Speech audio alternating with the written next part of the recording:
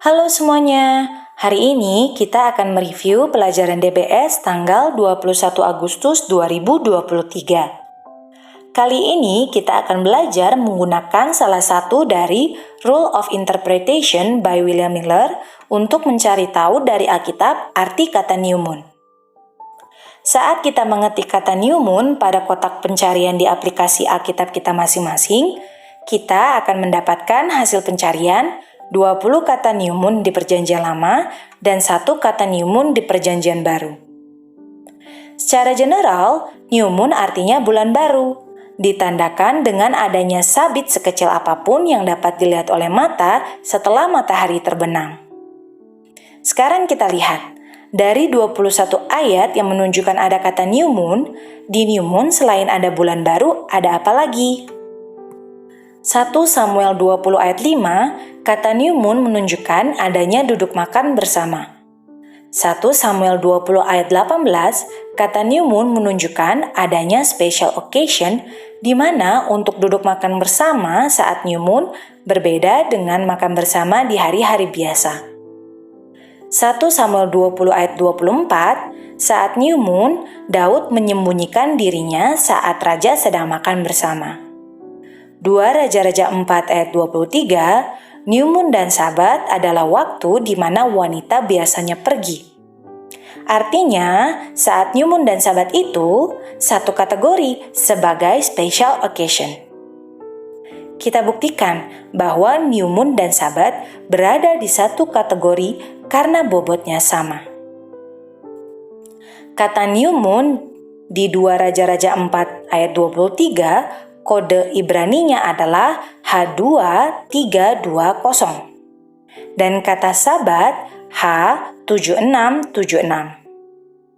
Sabat H7676 adalah sabat di Exodus 20 ayat 8, yaitu sabat hari ke-7. Dan kita tahu sabat hari ke-7 adalah special occasion karena dibedakan dari hari-hari yang lain. Artinya, karena sama-sama special occasion dan dipasangkan bersama, new moon dan sabat bobotnya sama. 1 Tawarikh 23 ayat 31, saat new moon, sabat dan feast mempersembahkan persembahan. Persembahannya di sini adalah korban bakaran. Artinya, berdasarkan ayat ini, sudah ada 3 yang bobotnya sama karena melakukan hal yang sama, yaitu sabat, new moon, dan feast. Duduk bersama dan mempersembahkan persembahan. Pertanyaannya sekarang, feast-nya kapan? Tidak tahu, karena gak bisa hanya berhenti di ayat ini saja, harus baca ayat selanjutnya. 2 Tawarikh 2 ayat 4 dikatakan saat evening morning, sabat, new moon, dan feast untuk offer burnt offering.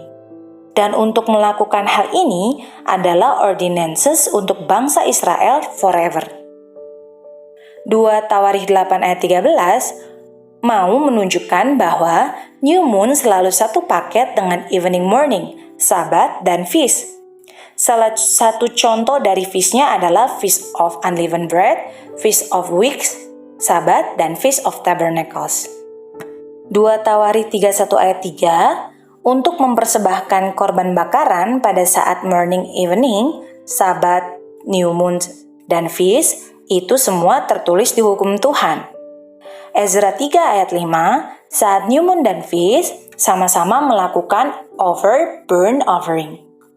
Nehemia 10 ayat 33, sabat, new moon, dan feast dipasangkan bersama. Artinya mereka sama-sama pentingnya. Mazmur 81 ayat 3, blow up the trumpet di saat new moon artinya make sure kasih tahu semua orang kalau sudah mau new moon. Yesaya 1 ayat 13, new moon dan sabat, the calling of assemblies adalah sebuah iniquity, even the solemn meeting. Di Yesaya 1 ayat 14, new moon dan appointed feastmu Tuhan benci, Tuhan capek. Appointed artinya sudah ditetapkan, tidak bisa sesuka hatimu untuk dibuat kapan saja. Pertanyaannya sekarang, kenapa Tuhan capek dengan sesuatu yang Dia sudah tetapkan untuk selama-lamanya? Kenapa Tuhan bisa bilang new moon, Sabat, bahkan feast adalah sebuah iniquity? Jawabannya adalah Tuhan tidak capek dengan yang Dia tetapkan. Tapi Dia capek melihat orang-orang yang merayakannya. Tuhan tidak mungkin capek dengan feast. Artinya, jangan sampai kita salah mengerti sehingga kita bilang itu semua sudah dipakukan. Padahal yang membuat Tuhan muak bukan new moon dan feast-nya. Di Yesaya 66 ayat 23, new moon dan Sabat, semua orang akan datang untuk worship God, dan ini berbicara di surga dan di dunia baru. Ezekiel 45 ayat 17, kita temukan lagi kombinasi pasangan burnt offering, meat offering, drink offering in the feast, and in the new moon, and in the Sabbath. Ezekiel 46 ayat 3, semua orang akan worship God pada saat gerbang surga dibuka, in the Sabbath and in the new moon.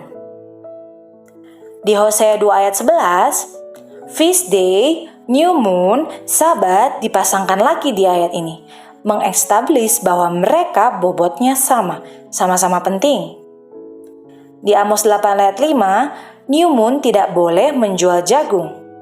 Mirip dengan prinsip hari Sabat, ada unsur tidak boleh untuk berdagang. Dan ayat yang terakhir yang membahas tentang new moon adalah Kolose 2 ayat 16. Dikatakan di situ, let no man therefore judge you in meat or in drink or in respect of an holiday or of the new moon or of the Sabbath days. Pertanyaannya, setelah kita lihat di Perjanjian Lama, pasangan new moon adalah Sabat hari ke-7, apakah di Kolose 2 ayat 16 tiba-tiba berubah menjadi bukan new moon dan Sabat hari ke-7? Jawabannya tidak. Kata Sabat di Kolose 2 ayat 16 adalah G4521 yang artinya Sabaton. Dan akar katanya adalah H7676. Sabat hari ke-7 Exodus 20 ayat 8. Logical conclusion-nya adalah new moon adalah hari yang spesial untuk duduk makan bersama. New moon bobotnya sama dengan hari Sabat. Karena kita bisa lihat new moon selalu dipasangkan dengan hari Sabat dari Perjanjian Lama sampai ke Perjanjian Baru. Dan Tuhan sudah katakan bahwa new moon, Sabat, evening morning, feast untuk mempersembahkan korban bakaran adalah ordinances yang forever. Artinya, tidak mungkin Tuhan akan pakukan yang sudah Dia tetapkan untuk dibuat selama-lamanya. Terima kasih.